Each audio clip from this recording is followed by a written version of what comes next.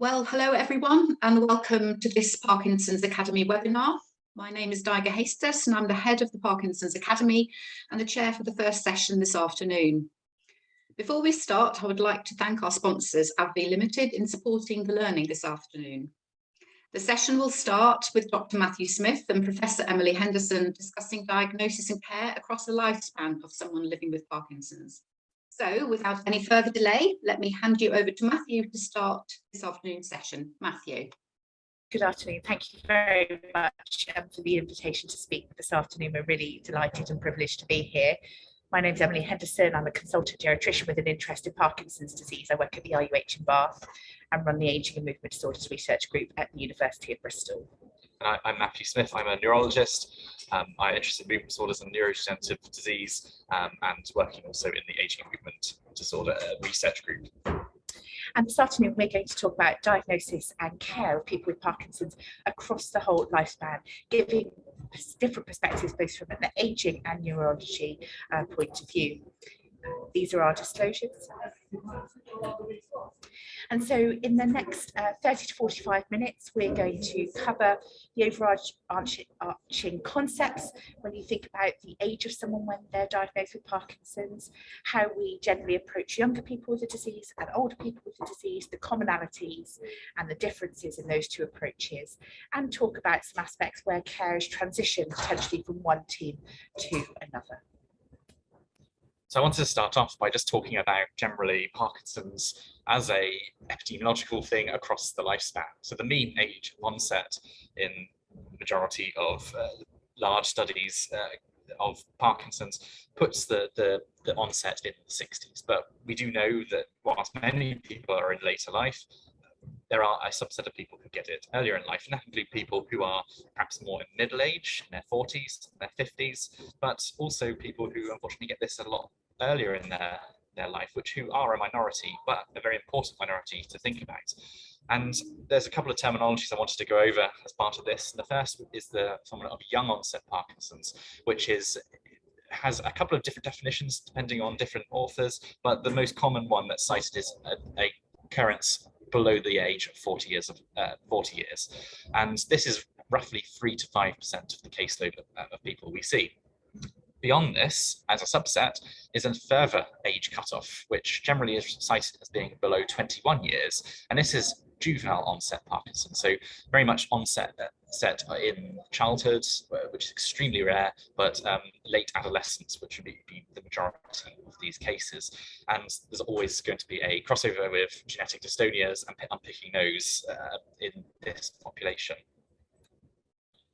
So why is age important? Well, first of all, it's really important we make no assumptions at all, because no one person fits all sizes, and everyone's priorities in life are different. But generally, everyone's life varies across our lifespan, from our early adulthood, so just excluding childhood here, but early adulthood up to the average life expectancy of most people in our country, particularly into their 80s.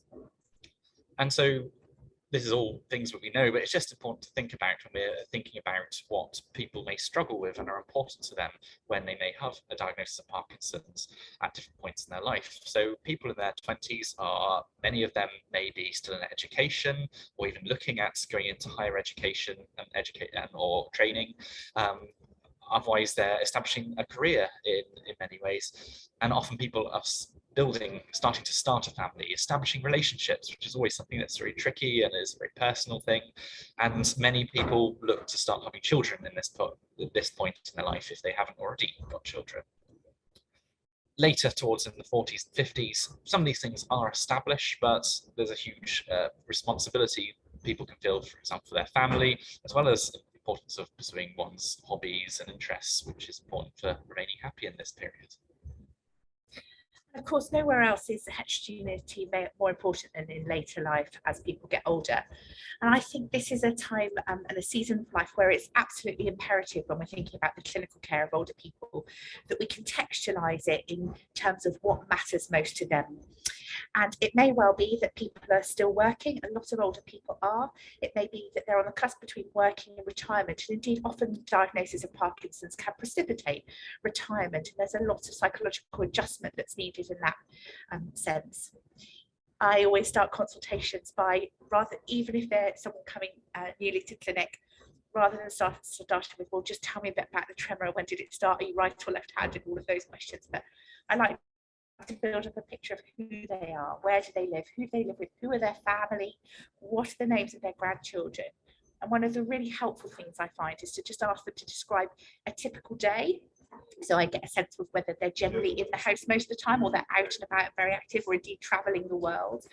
And also I like to understand what confers joy and meaning in life. So whether that's hobbies or seeing grandchildren or family, I think if you can really nail what a typical day looks like, their sort of social and functional interactions, and then absolutely critically for older people, what are the factors in their life that confer joy, then you're off to a really good start, because every clinical decision and discussion you have can be framed within that context. And when it comes to setting goals of care, or what you're trying to achieve with a new drug or treatment, or indeed how someone's going to adjust to the diagnosis, what support they have, you have that inherent context to put that in. So lots of older people live active lives, they enjoy retirement, they often see their family. Grandchildren often feature very heavily, as do kind of pets and hobbies. But also I think we need to be conscious that these are people in their latter season of life, for whom death is not unfamiliar, and Parkinson's is of course a neurodegenerative disease and sometimes does result in death. So always in the back of my mind, I'm thinking forward and also just framing questions tactfully and gently about, you know, advanced care planning. Do they have wills, power of attorney, who the next of kin is, who are their important people? Because actually as they near the end of their lives, those things are as important then. And so, well, even though no one size fits all, that people can have different challenges, which we all go through, but made even more complicated by Parkinson's, depending on the different point of your life that you're in. I like this banner along the bottom because it goes from a very dark gradient to a lighter gradient, suggesting that the earlier that someone has a diagnosis of Parkinson's, or at least starts experiencing the symptoms, the more someone's life is defined by Parkinson's. So people can live many decades who and more who may be diagnosed in their 20s or 30s, but their life becomes defined by their Parkinson's because the majority of their life has been living with that. Whilst that might be a bit different to someone who's had their family, they're now having grandchildren, and they've had a career and they've now retired. Well, it's something that's happened towards the end of their life rather than being the majority of life was about living with this disease and condition. And I think, and that speaks to very much the theme that actually often when you're caring for older people with the disease, Parkinson's is one slice of the pie, and therefore you need to see it as such and actually build the picture of the rest of that pie, be that their social and functional abilities and interactions, but also critically the other comorbidities with which they live. And the classic example of this is people who have very limited life expectancy, say with a newly diagnosed cancer, and someone thinks, oh, but you've got Parkinson's. Well, actually, the biggest factor in their life at that moment is actually their cancer diagnosis, particularly if that's life limiting.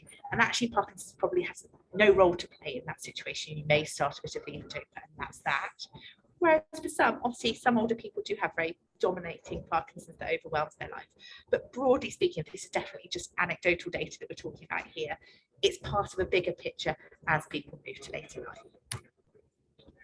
So another important factor when particularly looking at someone who's younger, who may be below 40 or perhaps in their middle ages, are some considerations about diagnosis.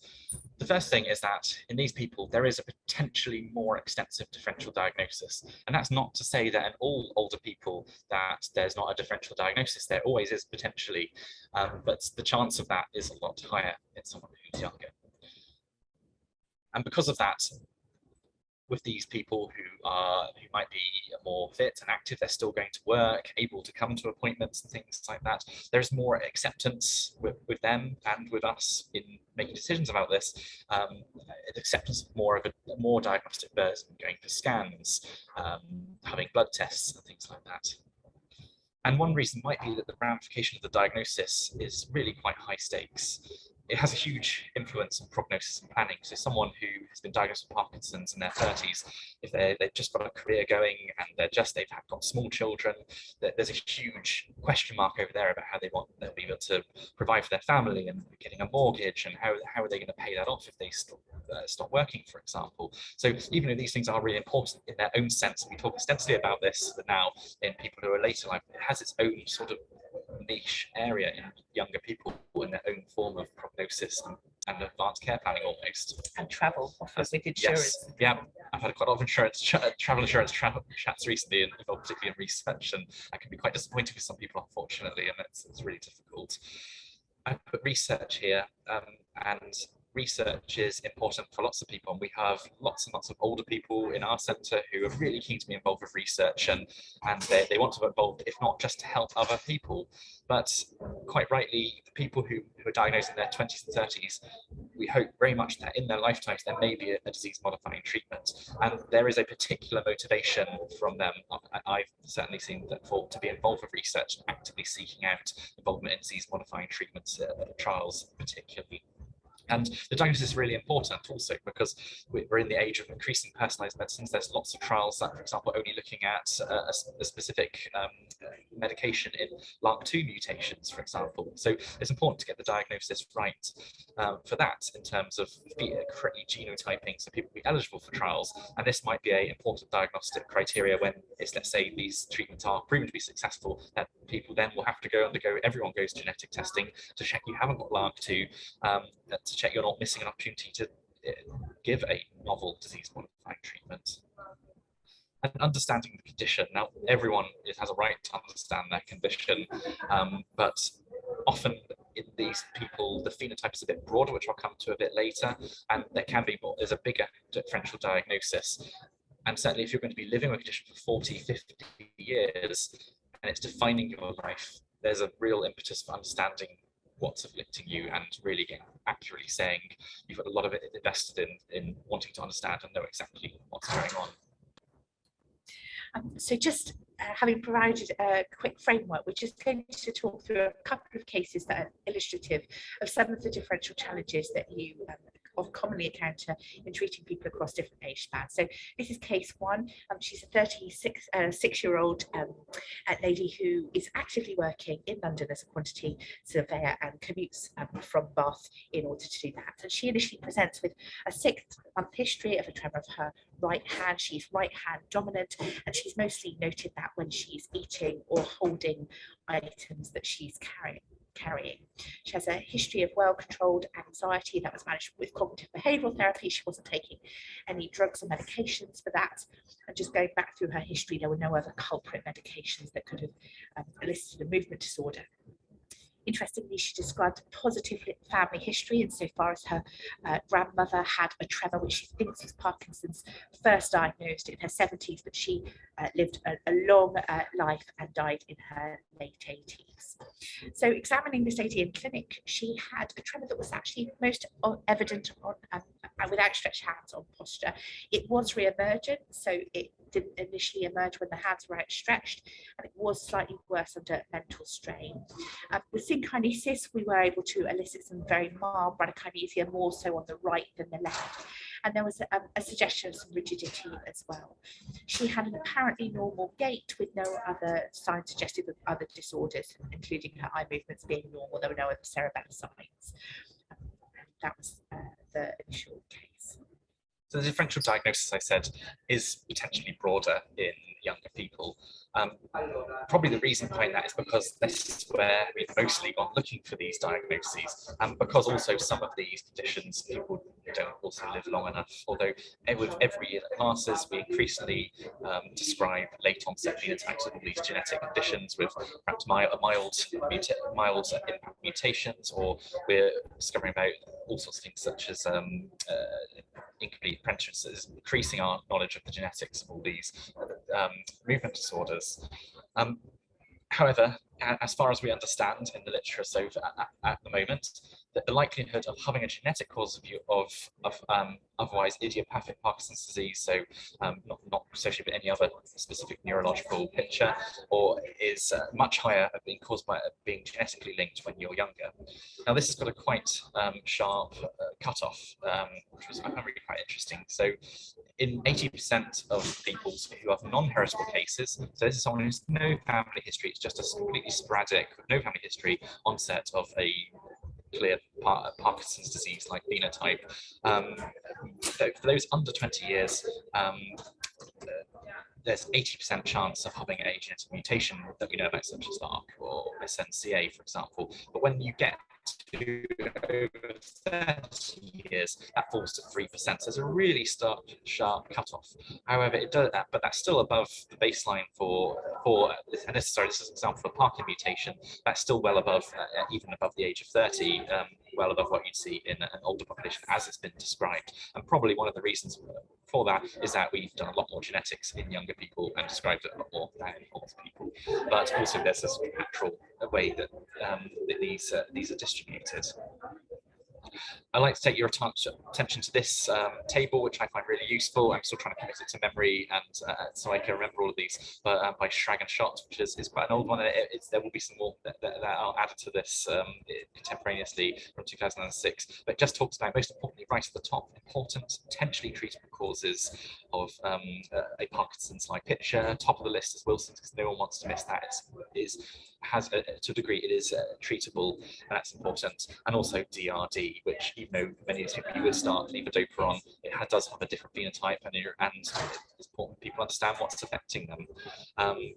There's all the other different causes of genetic Parkinsonism, many associated with dystonia disorders, the SCA that often can have Parkinsonism as part of them, Huntington's disease, Gaucher's disease, which is the other half of the coin of carriers of GBA, and other things as well, which are just important to think about. And this does fit very much so with the broader phenotype that young people with Parkinson's can experience. So people tend to have less problems, classic problems as you expect, like resting tremor, for example.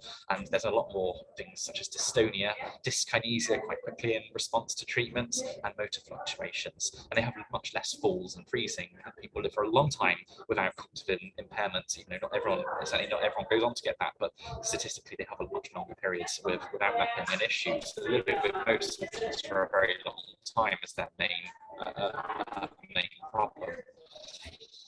And it's always important, even though there is this broad phenotype, it's important to think about, could there be an alternative to specifically idiopathic Parkinson's disease that may be sporadic or linked to a specific genetic mutation. So the presence of ataxia is important, as well as prominent neuropsychiatric symptoms or evident learning disability, and other non-neurological symptoms, which are systemic symptoms, such as, for example, hypogonadism and endocrine disorders that might be linked to that, possibly suggest there could be a large overriding genetic cause of these conditions. So the approach to diagnosis is, I'm sure everyone does this, but I take a thorough history, particularly the first time you see them. I'm always looking to update this should the story, new things be added to the story or new things are recalled. But I do always go through a family history and draw out a family tree with probands and affected people within it. I talk a lot about drugs, and that's both prescribed, such as antipsychotics and other things, and also illicit drugs as well. And developmental history is another important thing which we also look at. And always do a thorough and complete examination. So that's the standard neurological examination, head to toe, as well as a more orientated movement disorder linked one. In terms of diagnostics, I think we reach for these a lot more readily in younger people, where we know the broader phenotype makes diagnosis a little bit more tricky because they're not falling into that classic phenotype. So an MRI scan is really common to do that in these patients, and that's important because it can look for things such as signs such as changes in the basal ganglia, might be suggestive of a neurometabolic disorder, or occasionally you can get excessive white matter changes unexpectedly in a young person, which suggests leukodystrophy or something like that. And where there's a lot less certainty over things such as an unusual pattern of tremor in a younger person, a DAT scan can be helpful to try and show, is there dopaminergic depletion as shown in that. Blood testing is important.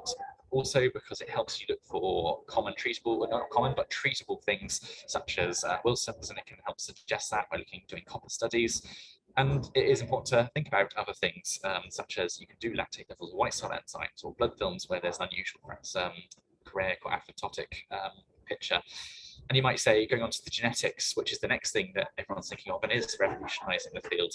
But these can be important because genetics are still vulnerable to however good we can interpret them, and they're not straightforward by any means. So perhaps if you've got a clear metabolic pathway being deranged, assisted by a white cell enzyme pathway, then if they come back with a clear mutation linked to that, that's giving you more evidence for to go back to that patient with certainty to say, I think this is your condition. And dealing with time and people's expectations. And I think it's really important to upfront to people about uncertainty. Going in and saying you definitely have Parkinson's when actually it doesn't end up being that can potentially affect people's confidence in yourself and the system. So it's important to just say that we don't have clear tests for this, particularly early on. We've, for example, done genetics, and it's all based at the moment on what we're seeing in front of us, and I think it's this. But as being as confident as you can to sort of make sure you're reassuring them that you are taking them seriously and that you are very much aware they are experiencing problems. And it's really important to reevaluate the phenotype over time because it will change as you're seeing people. So not just relying on your initial history and your examination and just from then on just adjusting medications and things like that. So actively reassessing things as you go on. So just going back to the 39-year-old who was still working, she attends for a follow-up appointment to their diagnosis. We had organised an MRI brain, which was normal. She had normal blood tests, but her DAT scan was abnormal. What was the rationale, of course, for doing the DAT? Well, her tremor wasn't entirely typical. And of course, in someone who's younger, you do want to consider the wide differential that Matthew has talked about already, but you would always want to do a DAT if you considered that essential tremor was high amongst the differential list. So she was informed that this was the most likely diagnosis, and indeed that Parkinson's is still made. The diagnosis is made clinically, albeit with the supporting evidence from imaging and negative tests. And standard that was conveyed in a kind of compassionate and reasonably positive way, and the fact that there were effective treatments, that the journey together and the therapeutic relationship would be very key to that. She inquires instantly about the genetic testing because her grandmother had had this tremor, which was assumed to be Parkinson's, and equally declined to start levodopa on that initial appointment. Much rising in prominence as a tool that we use to make diagnosis, but it certainly has pitfalls and caveats, and I don't take sending off a genetic test lightly.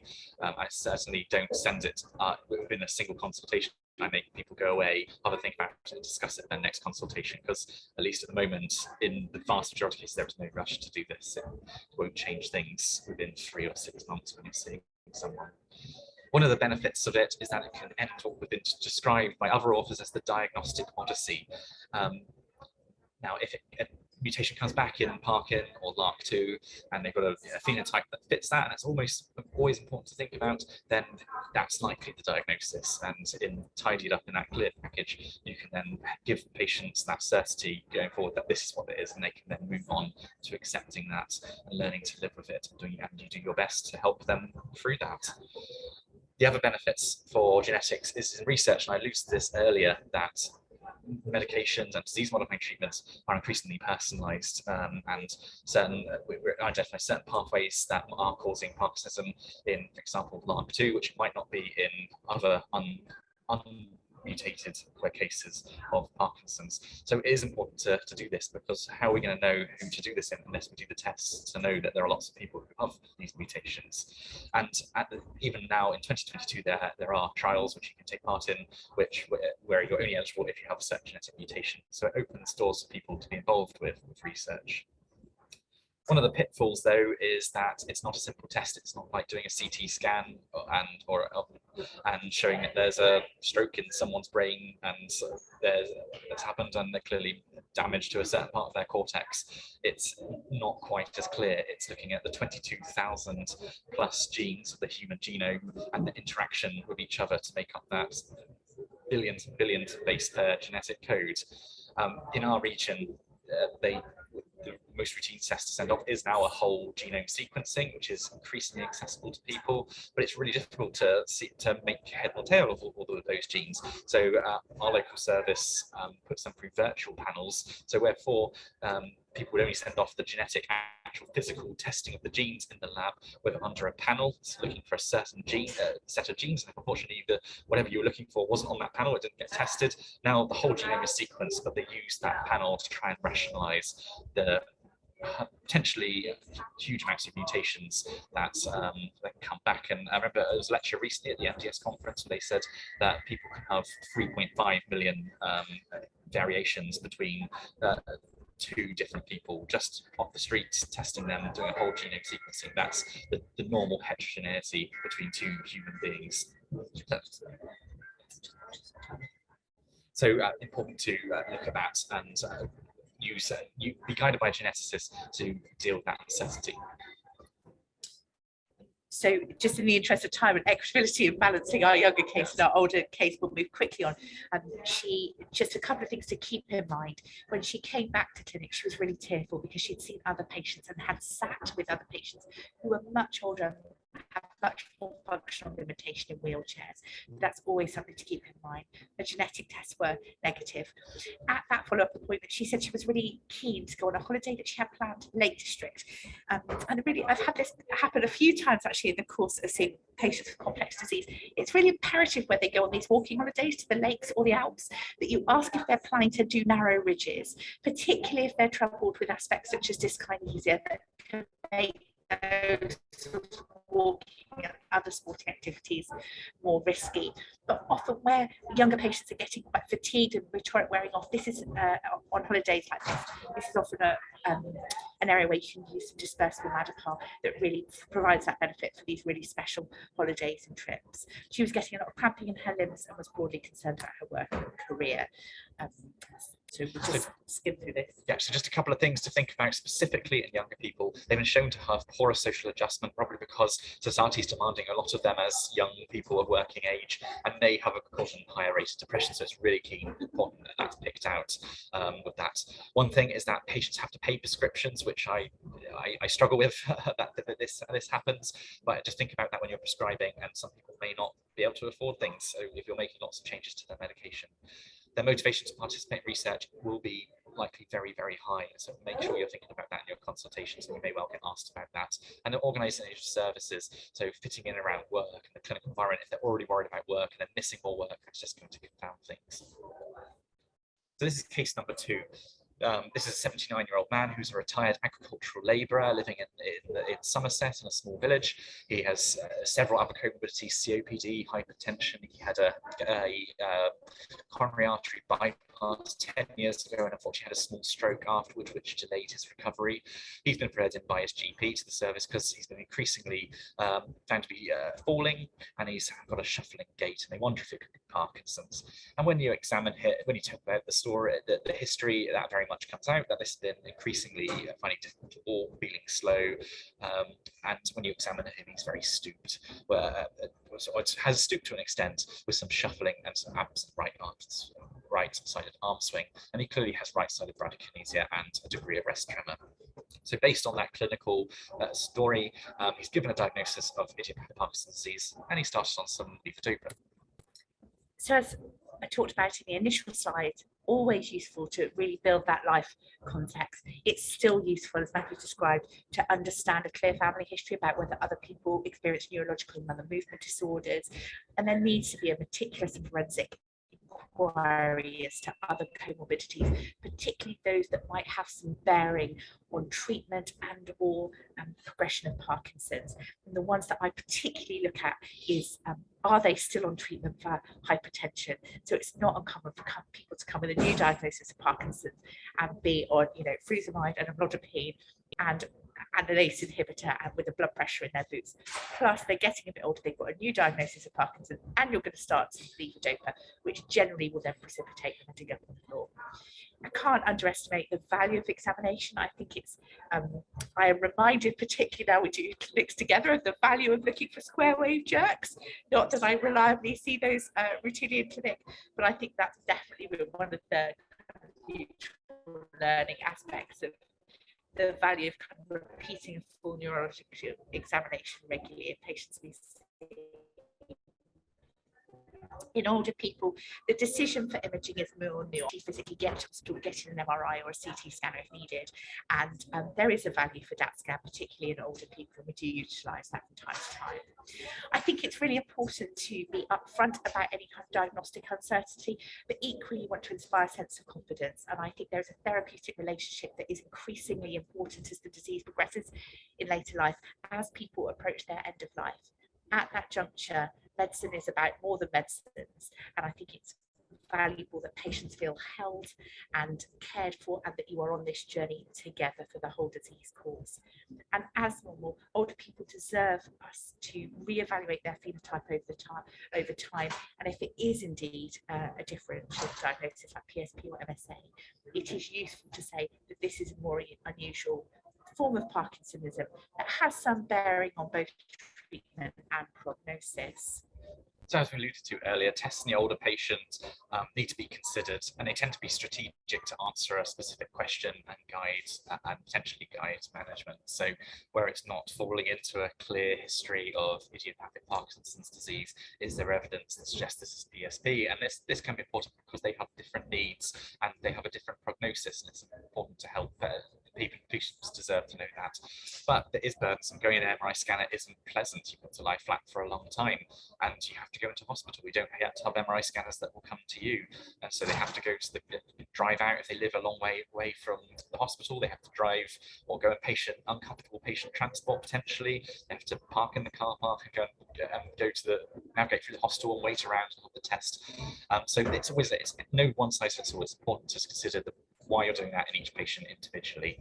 But older people still do deserve answers about their condition. And recently someone saying that they still deserve to have genetic tests, as we increasingly find this useful to, and it's giving us meaningful answers. And perhaps older people do have genetic mutations. How much do we just look at that? So that's something, as it becomes routine, to think about in the future. So just to provide the finality about the second case we presented, they were seen 9 months later, and they fell and attended the emergency department with the classic normal CT head, so was discharged back home. The CT head, in fact, did show mild to moderate small vessel disease with that small established lacuna infarct in the basal ganglia because of the history that we described previously of small stroke. So at that juncture, the levodopa was increased further, and they were referred for some physiotherapy because of the fall. So I just want to leave it hanging in the air about what the missing piece of the jigsaw at that juncture is. And in view of the time, I won't leave you hanging very long. But of course, the key here is not to forget about bone protection in older people with Parkinson's. The fact that this gentleman has already fallen means that he's highly likely to fall again, and it's imperative, therefore, to review his calcium intake, check his vitamin D, has been checked, do his fracture risk assessment, and treat according to the guidelines. So I hope we've given a perspective over the last 30 minutes or so about the fact that actually, although care differs and approaches differ both in younger and older people, really our approach needs to remain comprehensive. We need to keep in mind the potential side effect profiles of medication that flex across the disease course and ages, particularly with regard to polypharmacy and other treatments of cognition. Falls need to be proactively inquired about, prevented and mitigated wherever possible, and bone health needs regular assessment and treatment. And finally, don't forget that I think as clinicians who have the privilege of caring for these people over the longevity of the disease, we are best placed in a cool, calm, collected clinic to have a talk about difficult aspects of the condition. That is advanced care planning, and that often involves talking about what their death may look like and involve, where they might want to be, who needs to be around, what needs to be put in place. I was conscious that's a gift we probably give our patients, but also our colleagues, because you don't really want to be stood in the ED department at 3 in the morning on a hard ambulance trolley trying to decide whether or not someone should have IV fluids or antibiotics. And we do our patients and our colleagues a disservice if we're not brave and we don't tackle these really uncomfortable sometimes and difficult issues. I think fundamentally this often comes back to knowing what matters most to the patients so that we can work together to come up with an effective treatment plan. So broadly speaking, our our take-home message would be to make no assumptions about how to approach care based on someone's age. It's not just about number, it's much more about frailty and biological function. There still remains a place for considering a differential diagnosis in older people. Quality of life at the end of the day is of paramount importance, and really we would like to work towards a situation where every patient is considered for inclusion in a research trial every single time, and for everybody's benefit we should plan for the future.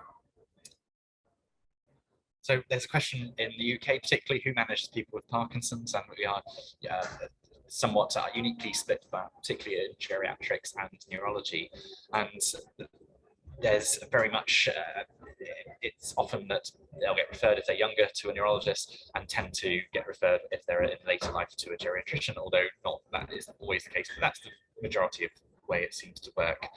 And so the question is, when do you pass over that patient if you're a neurologist and their needs aren't so much about changing their medicines, but it's looking at the whole picture and comorbidity, which, even though we do get trained in general medicine and neurology in the UK, which is a really useful thing, particularly before you do neurology training, you're still not trained to that as high a level to do that. People aren't practicing that in their routine work. So handing over, it can be a real benefit.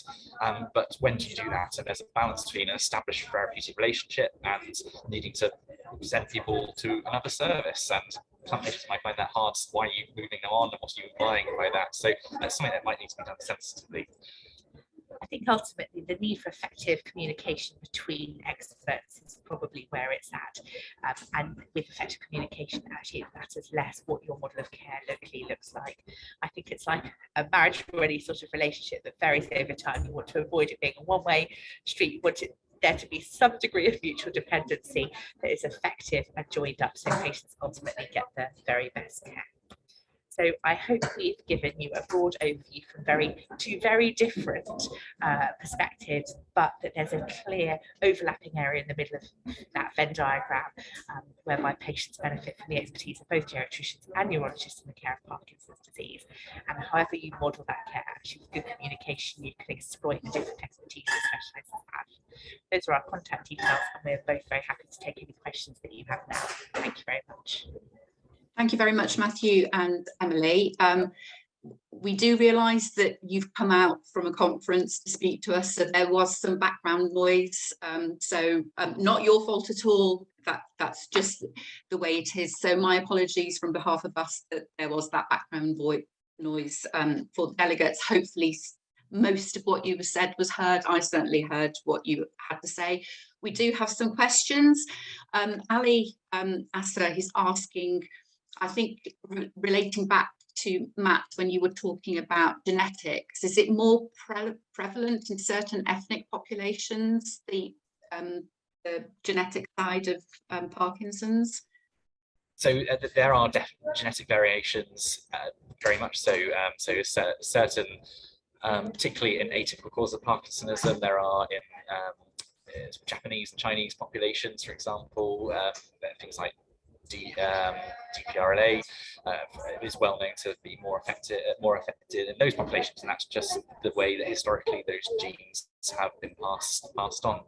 One of the really big issues is that a lot of the genetic studies have been done in Caucasian people in Western Europe, United States, just because that's historically where a lot of the early genetic research was done. So it's looking at very much those populations. So ultimately, we don't know as much about other ethnic backgrounds. I know recently I counselled someone for a genetic test, and they were not of a Western European genetic background, so I had to consent them to say that there is the chance that we won't know if there is a mutation. We won't know about it because there's less of this background research has been done over time. So just preparing them that we might not draw a conclusion from this test. So that's an important thing to talk about with patients and consider when you're thinking about phenotype as well. It highlights just the absolute imperative about inclusivity in research, making sure that that's equitable. No, absolutely. Rosary asks, and I think I know the answer to this question, but which type of disease modifying therapy you use in patients with genetic confirmed PD? We probably won't be drawn on that. Go on. No, I can't remember offhand exactly. There's definitely trials at the MDS which we're looking at LARC2, and I apologise, I can't remember the name of the agent or the name of the trial, but this is increasingly there are. If you find afterwards, Matthew, let us know and we can send it out. Yes. Yeah. That'd be really helpful. Moira says a huge thank you to you to reminded her about cost of prescriptions, and that was a very salient point, Matthew. I thought that was really, really useful. Thank you for that. And Moira says thank you. Hannah also says it was a great presentation, so thank you very much. Ali's asking about body odour in Parkinson's, because it's obviously been in the news. Yes. It's a really fascinating story, and we did this for our journal club last year. It's a brilliant narrative, quite heartwarming tale of medical professionals that had their backgrounds, and then discovered with her that her husband had Parkinson's, and for a long time knew that the smell of him was something wasn't right, and then he went on to be diagnosed. And at the conference she went to, she detected that smell on lots of other people with Parkinson's. Yeah, it's very exciting. Some of the research coming out, and it's probably one of our closest clinically available and really non-invasive. It's pretty amazing biomarkers that we have around the corner is the sebum skin swab for that. And there was a really interesting paper I suggest really implore people to go back and have a look, where the team at Manchester University went back and used gas spectrometry to try and work out what the chemicals were in those scent signatures to try and replicate that. And with reasonable success, they did replicate it artificially and compared it against the super smeller who's in the news.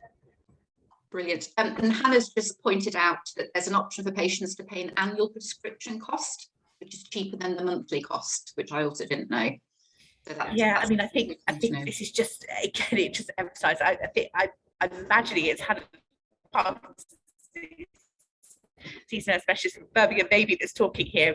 Yeah. That care is best placed in a multidisciplinary team, and our Parkinson's disease nurse specialist colleagues are just experts at ensuring patients are getting access to all the benefits that they are eligible for. And there's a lot of helpful work that Parkinson's UK can do in this area of making sure people are accessing the right benefits and care support and so forth.